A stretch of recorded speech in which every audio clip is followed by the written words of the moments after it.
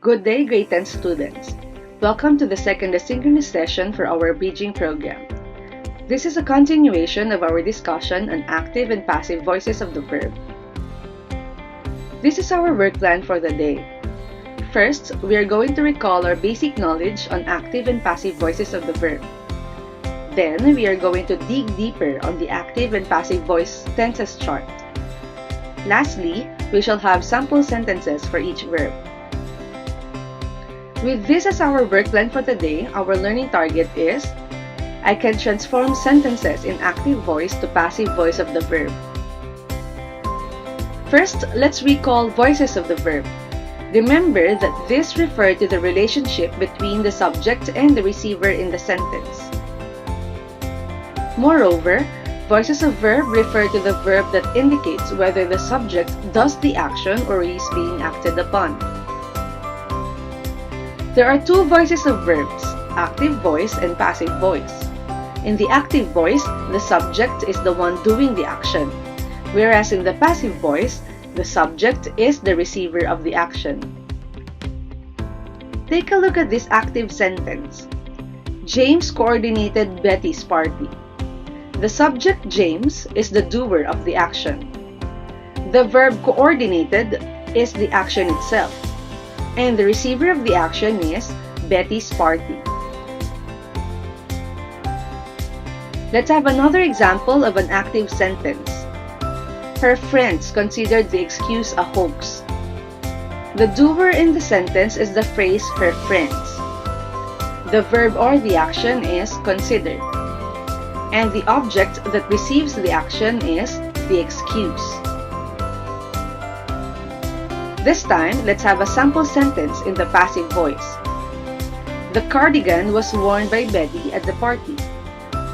In this sentence, the subject, the cardigan, is the receiver of the action. The verb was worn is the action. And the doer of the action, Betty, is called as the agent.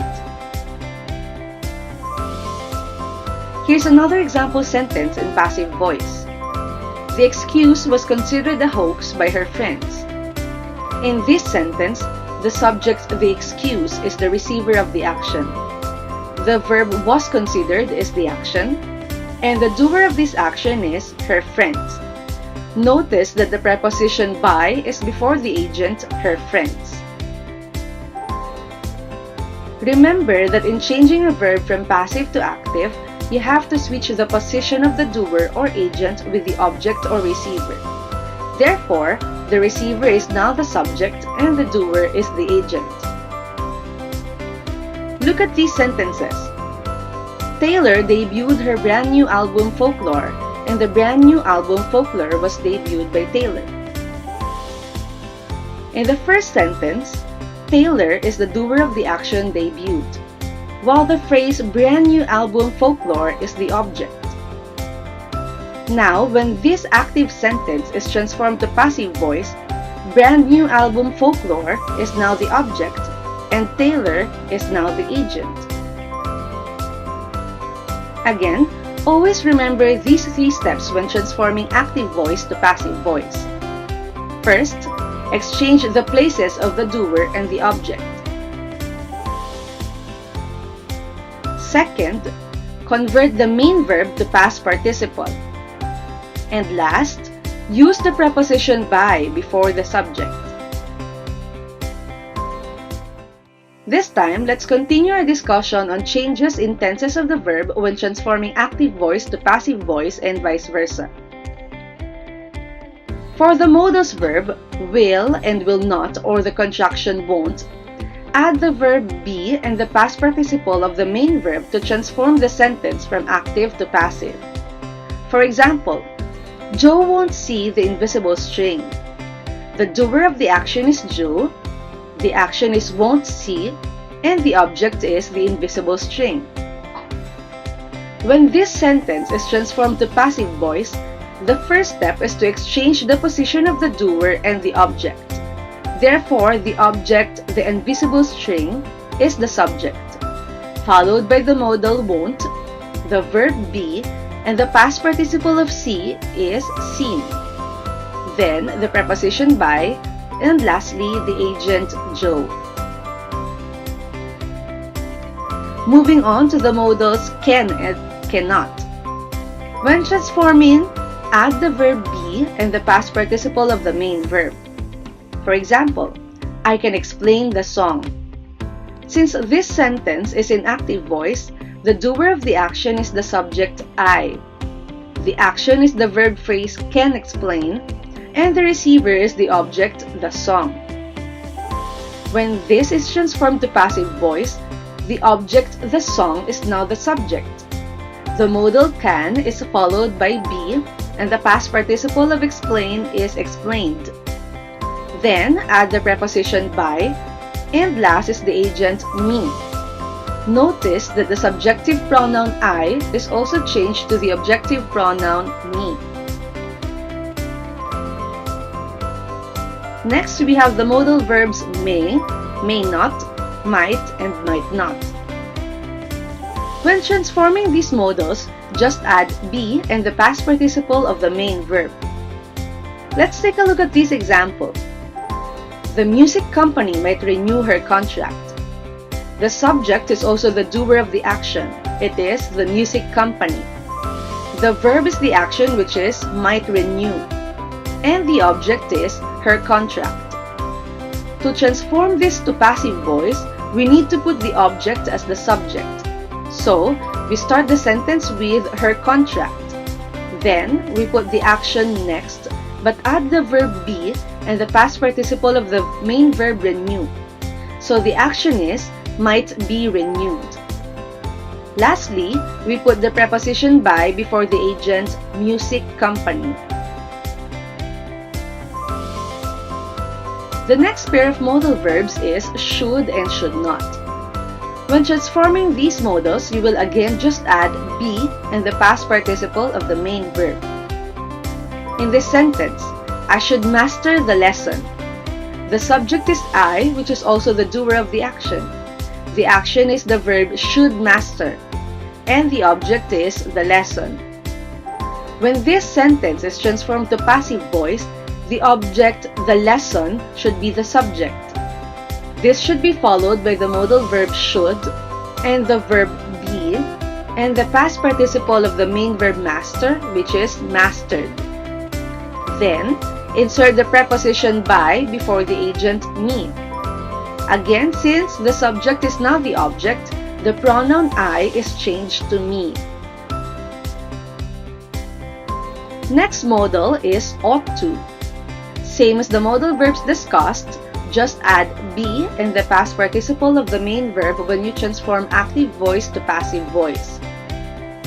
For example, we ought to learn new things during summer break. The subject is we, the action is ought to learn, and the object is new things. In transforming this sentence to passive voice, the object new things is the subject. This will be followed by the verb phrase ought to be learned, the preposition by, and the receiver us. Notice also that the subjective pronoun we is changed to the objective pronoun us. When the modals had better and had better not are used in the active voice, transform this to passive voice by adding be in the past participle of the main verb. Take a look at this example sentence. Ines had better understand Jack. The subject in this sentence in active voice is the doer of the action, who is Ines. The action of Ines is had better understand, and the receiver is Jack. When this sentence is transformed to passive voice, Jack, the receiver of the action in active voice, is now the subject. The action had better understand is converted to had better be understood, and the subject Ines is now the agent. Again, put the preposition by before the agent. Second to the last pair of modals that we are going to discuss is the modals must and must not.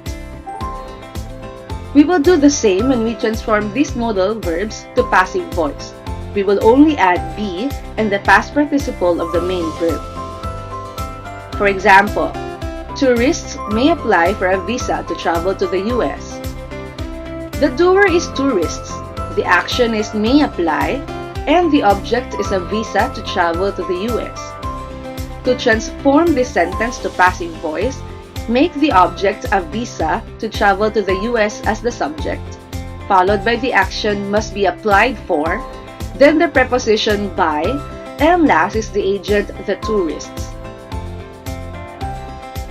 Lastly, we have the modal verbs has to for singular subjects and have to for plural subjects, does not have to for singular subjects, and do not have to for plural subjects. When we transform these modal verbs to passive voice, we will just add the verb be and the past participle of the main verb. Look at these example sentences. She has to try local delicacies, and tour guides do not have to accompany tourists all the time. In the first sentence, the doer of the action is she. The action is has to try, and the object is local delicacies. In the second sentence, the doer of the action is tour guides. The action is do have to accompany, and the object is tourists. In the first sentence, the verb is has to try since the subject she is singular. On the other hand, the verb in the second sentence is do not have to accompany since the subject tour guides is plural. Now, when we transform the first sentence to passive voice, the object local delicacies is now the subject. The verb has to try is transformed to has to be tried, and the subject she is transformed to the objective pronoun her. When the second subject is transformed to passive voice, the object tourists is not the subject. The verb do not have to be accompanied is now do not have to be accompanied, and the subject tour guides is now the agent that is placed after the preposition by. That's it for this video. Thank you so much for watching. If you have questions or clarifications about the topic, please do not hesitate to send me a message on our learning management system. God bless you.